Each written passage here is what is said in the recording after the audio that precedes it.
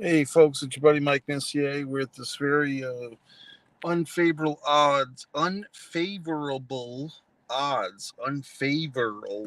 unfavorable odds. It's kind of a tough word to pronounce. Unfavorable odds. Unfavorable. So, what's this movie about? It's kind of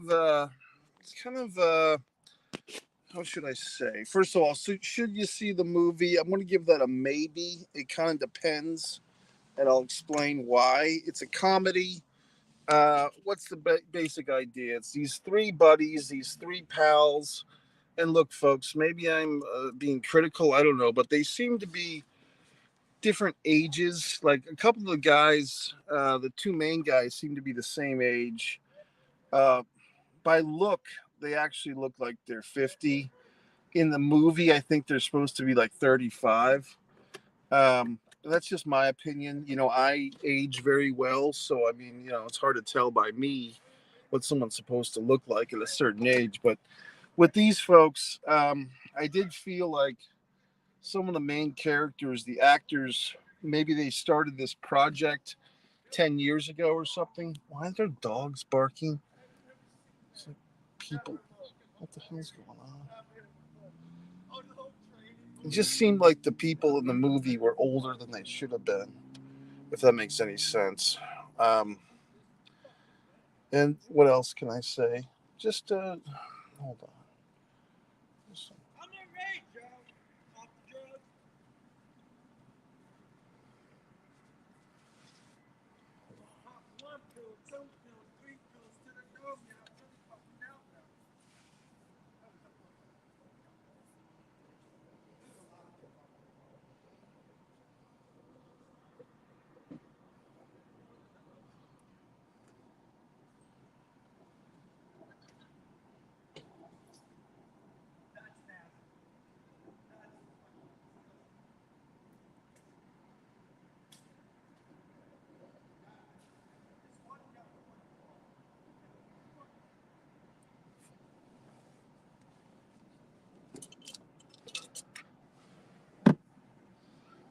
Okay, folks. Well, just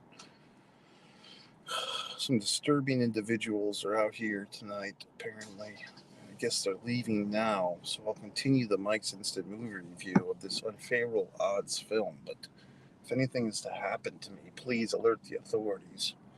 But in any event, uh, this movie, kind of mixed feelings about it, to be honest with you. I've been around the block. I've been in movies big and tall. I've been in Meryl Streep, $40 million budget movie, Hope Springs, Wesley Snipes movies. I've been in all types of productions, big and small, student films with no budget whatsoever. Some of my own films have very little budget, of course. So I know the struggle, so to speak. I know the pain of filmmaking, as described in my new film book that's available on Amazon. But with this film, I did feel some of the struggles of the independent filmmaking world. Basically, there was some audio moments in this film that were not particularly good. I felt like there was some microphone issues going on. I felt that there were some shots, especially the ones that were filmed outdoors, where the audio was weak. There was one scene in a men's room where it felt like ADR was used.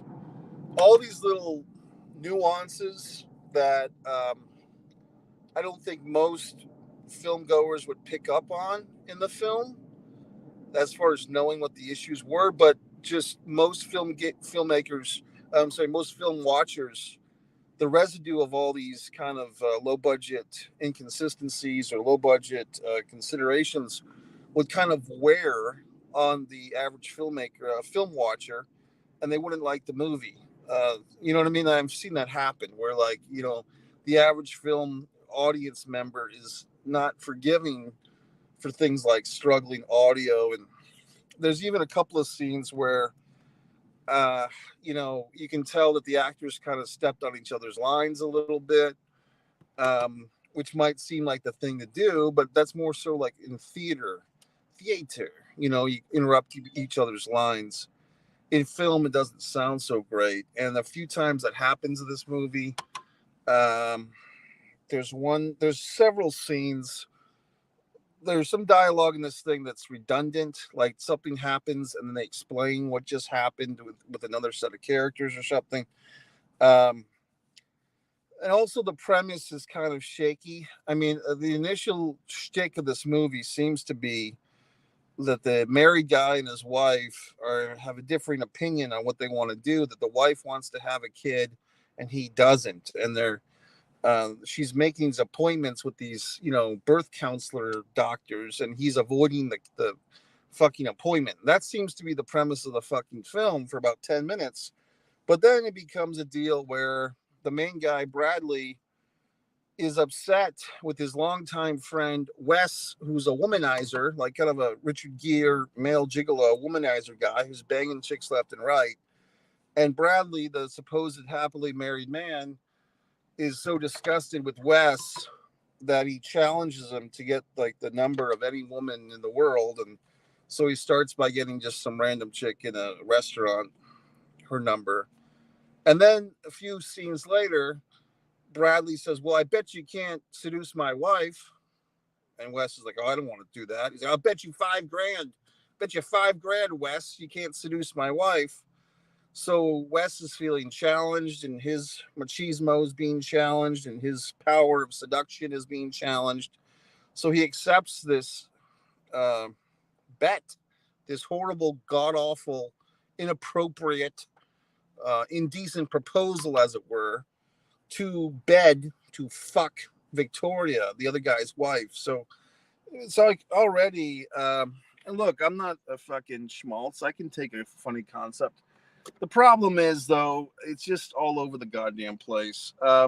Also, no offense to the actors, because I mean they're attractive people and everything, and the woman actually has kind of a Cannon effect, kind of a nice, attractive wife. However, I just didn't quite buy that these two people really were at the stage in life to have a fucking first child. You know what I mean? No offense, but it kind of felt like if they were going to do that, they would have done it 10 or 15 years earlier. Sorry, I'm a fucking asshole. I'm just saying it didn't look like they were supposed to be first time parents. And that's why I'm thinking maybe this movie was something that they were trying to get going for 5, 10, or 15 years. So who knows? You know what I mean? Who the fuck knows? People are texting me left and right. Uh, what else did I have issues about this movie? I mean, the movie is only 80 minutes long, and that's also kind of a sign of like a low budget movie. It's that, like, okay, 80 minutes is pretty much the shortest you could have a feature be in a fucking theater. And credit to the filmmakers, whoever the fuck they are, because it said it was directed by Boogie Vision, which I thought was interesting.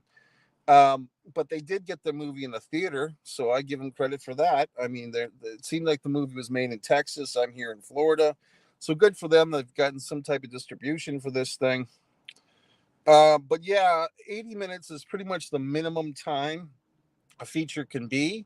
And there's even a scene in this movie that I can't prove, and maybe I'm just making stuff up at this point, but there's like a fantasy sequence involving horses, horseback riding. And it seems like, if I were to guess, if there was a scene that was kind of just shot after initial filming to buffer this thing up to 80 minutes, I would guess that horseback riding scene is that fucking scene. I mean, I've been in movies that have had that issue where the movie's just not long enough. You have to shoot more footage, and I've been the guy in that extra scene. It turned out to be one of the better scenes of the movie. So who's to say? Uh, of the characters, oddly enough, I thought Wes, the gigolo guy, I thought he gave the most realistic performance. There was also a thing before Wes. There's the two characters, the friends. There's three friends in this fucking thing, which is maybe one friend too many. But the two guys that start, Bradley and the other guy, um, they felt kind of like theater actors, meaning that they felt kind of camera alert, camera aware, in my opinion. And that's something that just comes with experience. And I don't know who these actors are. Maybe they're the most experienced actors in the goddamn world, or at least the state of Texas. But they seem to be very camera aware and kind of playing for an audience that wasn't there. And typically, if you see movies that were filmed like right when talkies started, 1920s or whatever, you see there's kind of this presentational acting, because in the silent films, the actors had to kind of over exaggerate their stuff to get the message across, their body dynamics and their facial gestures. And then even when the talkies started, actors didn't know how to act for the camera. They didn't know how to be subtle and all that crap. And Marlon Brando didn't pick up the woman's glove yet, on the waterfront, film students, and all these other things. So the actors tended to overact. They tended to be very presentational with their acting in the early days of cinema. And I felt that was happening in this movie, in some of the early scenes especially, but even as we moved on. Next issue I have is at the film's kind of climax, when it's exposed this horrible, god-awful bet. And also Wes, like, even, I don't know, he's kind of playing he's kind of playing grab ass with the guy's wife. Like, he's got his hands all over her hip and her waist, and kind of floating towards her ass. And at that point, the wife doesn't know about this bet, and the husband guy is spying on them as they go to this big trip to New York City or whatever the fuck. And it just seems like, Wes is putting his hands all over her body, and she's not really resisting. She's not saying, "Hey, you're touching me a little too much." So I don't know. It's interesting. And then the big reveal happens, and what happens? The wife, Victoria, finds out they've had this god awful bet. She's very upset with her husband. Wes leaves them alone in his fucking expensive hotel room, and she says, "We need to talk." And then he goes and buys ice cream and gives money to a supposedly homeless guy, and he gives her the fucking pint of ice cream, and they start making out. And she says, "If you ever do this again, I'll kill you and decimate you and, eat you alive like a black widow," or whatever the fuck she says. But at that point, it's like, well, wait a minute. Where's the conflict? Where's the fucking, we have to see this guy punished for his sins. Like, he's getting off kind of easy here, It makes little to no sense. So there's just some points in this film. There's also these scenes where, like, the guy has this boss, I think his name is Nigel or something, who's like his employer, and the employer kind of gives him neck massages and stuff. And so, also, no offense, I mean, some of the music was good in this movie. It was actually, a lot of it was good, but it felt like they were just trying to shoehorn like every possible moment they could have a song in this fucking movie. They had to. And sometimes the dialogue of the songs, I mean, here's a little hint, folks. When you make a movie, it's not good to play songs with dialogue, like songs with spoken lyrics, like words, as the characters are doing lyrics in the movie. Like, as the characters are doing dialogue. I'm getting all my fucking words mixed up tonight. But when the characters are speaking words, dialogue, it doesn't make much sense to have lyrical content songs in your fucking movie, because then the audience, like myself, can't hear the fucking dialogue because we're getting distracted by the words in the song. I mean, am I speaking English here or what? So anyway, I thought it was okay. I mean, it wasn't basically how I felt watching this movie. I felt like I was at some local independent film festival watching like the movie that people spent 3 or 4 years making, that I knew these people, and they all scrapped together every little dollar they had. They all came together and made their fucking movie, and now you clap for it and you say, "Hey, that wasn't bad. What are you doing next?" And it felt very local independent film to me. And that's, I mean, is that an insult? Maybe. But it just felt very kind of like, okay, good try. What are you going to do next? I mean, it's not a bad movie. Uh, and I will say that the actress, the Diane Cannon looking actress, Victoria, kind of grew on me with time. But I mean, I just don't know if this movie is something that all people would appreciate, because unless you're kind of conditioned or you understand what a low budget movie looks like, you're not going to really appreciate this movie or get it. And the premise, like I said, is kind of weak, and the acting is spotty at times, but redeemable at other times.